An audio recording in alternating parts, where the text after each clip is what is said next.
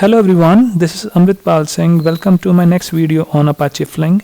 In this video, I'll be teaching you how we can run our first program in Apache Flink. The first program will be obviously it will be the word count program only. Like in this video, I'll be teaching you first of all what are the basic structure of that program, and I'll be guiding you like how we can run our first program in Eclipse IDE, right? So please stay tuned. You can see I've already opened the program code in front of you. It's quite a simple code I have chosen just to increase your understanding. Like I'll be trying my level best to help you understand in this video. The first thing you can see that from here to here it is nothing but the packages that we require for this particular program. Let me discuss these packages one by one. Let me zoom in for you so that it will be much better in viewing. The first thing that we have is the packages. You can see that we have first package is nothing but about the map function. I guess you are aware of this particular line, because like if you're from a Spark background or if you're from the Flink background, you must know that this is nothing but a interface that we need to implement if we want to perform some map operation. So this is for the map operation. Like map means like putting some kind of transformation. So this is nothing but a kind of because in this particular program we'll be performing some transformation, so we need to use this map function. Let me just take you to the bottom of this program, like where we have used this. You can see that we are implementing the map function interface. That's the reason that we are using map function interface here. This is for that reason I'm importing this first line. Second line is the data set. I already have specified in the previous videos there are two different type of abstraction in Apache Flink. One is called data set and one is called data stream. Data set meaning is that if you want to perform batch processing, or if you want to work on a data which is at rest, make use of data set. Data set is nothing but is equivalent of RDD in Apache Spark. Right, like let's suppose in Apache Spark when you read a file you get a RDD. When you perform a transformation on RDD, it will again result another RDD. The same way, when you read a file you get a data set. When you perform some transformation on data set, it will result into another data set, and so on. Third thing is environment, execution environment. In the previous video while discussing the structure of a program, I have talked about the environment. It is important because if you need to specify your environment can be local or it can be remote one. If you're working inside of Eclipse or any IDE, it will be local environment. Otherwise it can be the local remote environment as well, in which you'll be submitting your code to the cluster. Third thing is we are making use of a grouping. Why grouping? Because we have made use of group by clause here. Because I'll be performing in the video, I'll be showing to you that because it's a word count problem, right? It means we need to get the total occurrence of each and every word. So to get the occurrence of every word, we need to group the words together. So that's the reason we are making use of this package. Next thing is tuple. Everything in the Eclipse will be done in the form of tuple only. It's kind of a basic unit that we follow in the Apache Flink. You can see that it's tuple2. What's this tuple2 is all about? Tuple2 meaning is because tuple can range from tuple to tuple 25. Meaning is that it can accommodate up to 25 arguments. Tuple2 indicates that it can accommodate 2 arguments. In this you can see that in the bottom of the screen I have shown that in tuple2 we are passing string and integer. It means that because we are expecting the word and its count. Word will be in the string and count will be in the integer. That's why it's tuple2. Next thing is a parameter tool. Parameter tool I've already specified again in the previous video. Parameter tool meaning is whenever we are passing the arguments on the command line while running the Flink program, it is helping us to read that arguments and to pass those arguments. That's the reason this is important. So I hope the packages are clear, because every package has its own role to play in this program. Here comes my main class, word count. You can have any name of the class. I'm putting as word count. Inside that we have a main function available, and in the main function the first step is to get the environment, right? Let me again zoom out so that everything will be visible. Okay, the first thing is getting the environment. I've already specified in the previous video what this environment is. I've already talked about that. In this case what we are doing is, because I've told you that the first step to perform any Flink program will be the getting the execution environment. The environment can be of two types. It can be local, it can be remote. If you're working like inside of Eclipse or any IDE, it will be local one, or it can be the remote one if you want to submit your code on the cluster.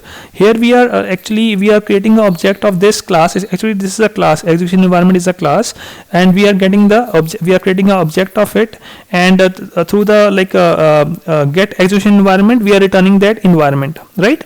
So the first step is nothing but getting an environment.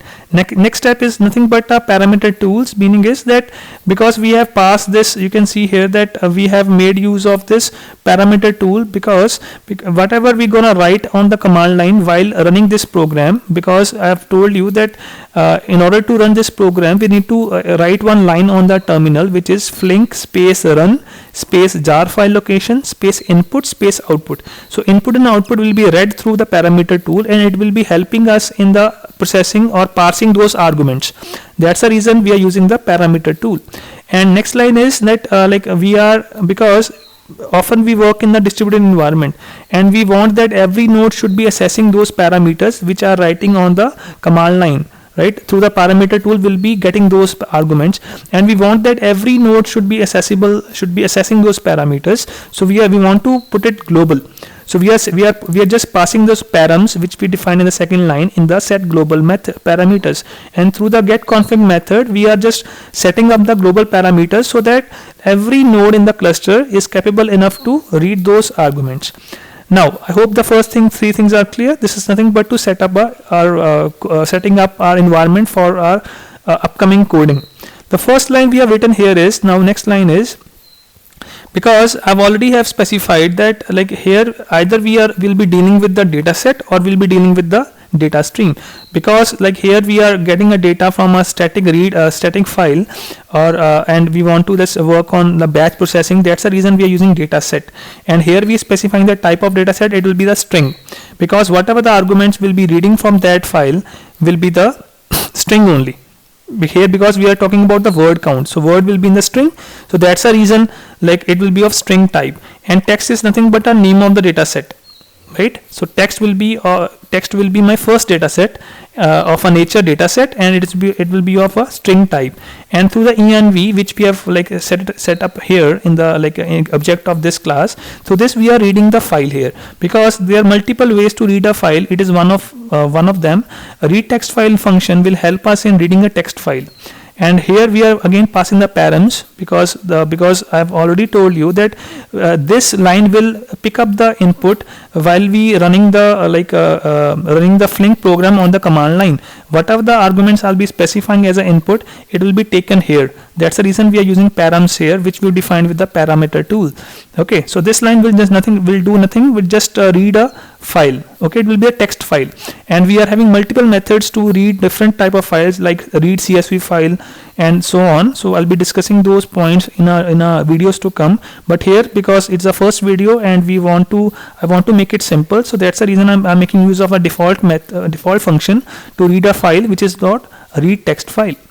Okay, afterwards what we are doing now, next thing is like we are now we need to now perform some transformation. In the previous video also I've told you that after we loading the file, next step is to perform some kind of a transformation. The transformation will be in the form of map, right? So here we are specifying, again we are creating a new data set with the name tokenized. It is my data set name, and here it is of type dataset, and here we are using tuple 2, because I've told you that tuple can have values from tuple to tuple 25, because here we are specifying explicitly that we should be receiving the data in this manner only, because I've told you that we'll be expecting the output in this form only: string comma integer. String means word, integer will be the count. So tokenize is the name of my second data set. First data set is this one. This is my second data set we are creating, and on this text data set that we created in the previous line, we are applying the map transformation, and here we are passing the tokenizer class object. Okay, so where we have made this class, here you can see tokenizer.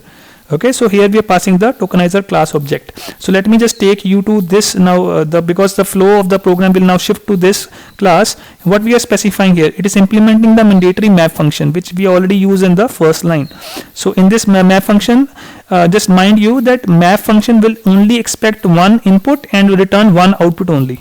One input will be the name, whatever the names which are there in the file, which will be which or the names, or maybe the, let's suppose, some words.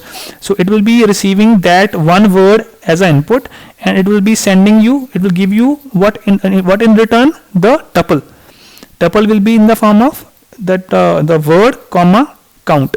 Let me just write it here. Let's suppose if the word is Amrit, okay, so this will take Amrit as a input, this map function, and it will return what? It will return the tuple Amrit comma 1. Okay, so this is what I'm saying here. You can see this is the same thing we are applying here, because we are using tuple 2, because we are expecting 2 parameters, 2 arguments in this case. And what is returning? It returning the tuple again. So same like input, like same kind of a like same nature, because if we are putting the tuple 2, we should be returning tuple 2 only. So what we are returning? The value, and we are assigning 1 to it. Right? I hope it is fine. So what we are doing is we are just putting the we are assigning 1 to every word. We'll take word by word from that file, and will be appending 1 to every word. And again, I'm saying this thing, it will be taking one input at a time, and it will be returning what? One tuple only. So one thing which I missed here, I want to discuss again, that this read text file will be reading the contents from the file line by line, right? So that's why, let's suppose in my file, if I'm having multiple things available, like we are having Amrit, and we are having next thing is Sing. So it will be now return Sing comma 1 in this way, right? Okay, so after this is over, next point will be now we need to now do the counting of those words, because now we will be having, let's suppose if we are having Amrit 5 times it is appearing in the file, so we need to now club those words together. The last thing we are having now this one. In this is what we are doing. Again, we are having a third data set with the name counts, and we'll be working on the second data set, which is tokenized. Okay, it's already got tokenized. We already have now tokenized the words. Okay, and over there we are performing the group by. I hope if you are from database background, you know what is group by. Group by meaning is like we need to club all the similar things together, because let's suppose if the Amrit is appearing in multiple times in the file, we'll be just like putting all the Amrits together. Okay, so it will be giving you the aggregated output, right? So I'll be expecting, because at the end of the program, what we are expecting, the total count of Amrit. It means it will club all the Amrit together and will give you the corresponding output. So here you must be like wondering what we are specifying here, because we are having only the 2 things available in the file, which is coming from a tokenized. This will be my index 0, this will be my index 1. Mind you that Flink always start functioning working with the index starting from 0 only. So this is my 0, this is my 1. So it will be putting a group by on these words, and it will be it will give you the sum of the second column, which is this integer column. I hope you are getting here. I'm again repeating, group by will work on a string, and sum will be working on the integer. So here we will be getting the answer. Okay, so last thing is now because in my whenever we need to now run this program, we need to specify 2 arguments, input and output. Input is done. We already have input the one text file. Now time has come to save the file, to save the result back to the disk. Right? For there you can see I've specified here if the param says output, because we need to now present the output on the back to the disk. Okay, back to some folder or back to some file. So here we are putting here counts, which was my last data set, on which we are now applying the function write as CSV. Right?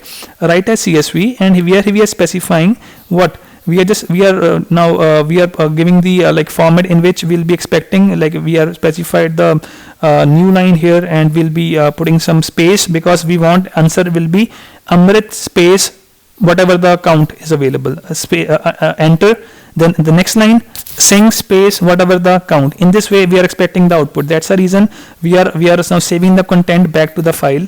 And last, this is my last thing, this is nothing but a action to be performed, because I've already have mentioned in my previous video also that everything will be of no use until and unless you run you perform the trigger operation. The trigger operation will be performed in the form of execute method. right? So here we are specifying what's my name of the job. It will be my first example. So why it is important, this my first example? Because like through this name only we can identify my job on the web UI of Flink, right? I hope now it is fine. So I have discussed I guess every line of the code. So like I'm just concluding this video.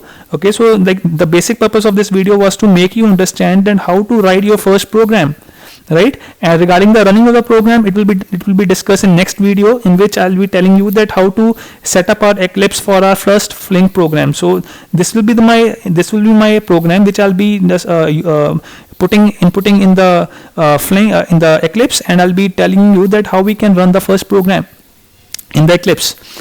I hope you must have understood this point.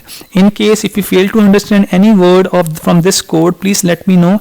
I'll be happy to like help you in this case. Thanks for watching. See you in next video, where I'll be telling you how to set up our Eclipse for this program. Thanks for watching.